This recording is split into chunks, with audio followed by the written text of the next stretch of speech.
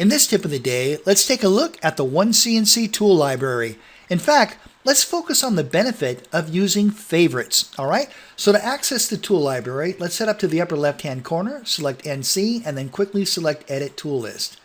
All right, so there's two tabs. There's a Recent tab, which we're going to talk about in just a second, but let's focus on the Library tab at first. I have the In-Mill category selected, and notice we have all these different columns. Well, you can sort by these columns if you want to. For example, if I come up to the top of the tool material and left-click, once I do that, all the carbides and all the high-speed tools are grouped together. Very, very nice. Okay, and you can really do that on any column that you'd like. But let's focus on favorites. I'm going to check Enable Edit Tools, and within the favorite column, I'm just going to left-hand mouse click on the tools that I'd like to become my favorites. That looks great. So now I'm going to uncheck this. And so now if I check the very top of the favorite column, notice how all my favorites are grouped together.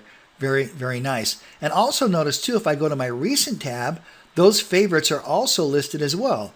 That way, when I want to select a tool, I don't need to go into the tool library. I can just use the Recent tab and I can select whatever tool that I'd like that I've designated as a favorite. This is available in all mill and lathe CAD/CAM systems, and it's a very powerful feature. Thank you so much for watching this tip of the day, and I look forward to seeing you in the next video.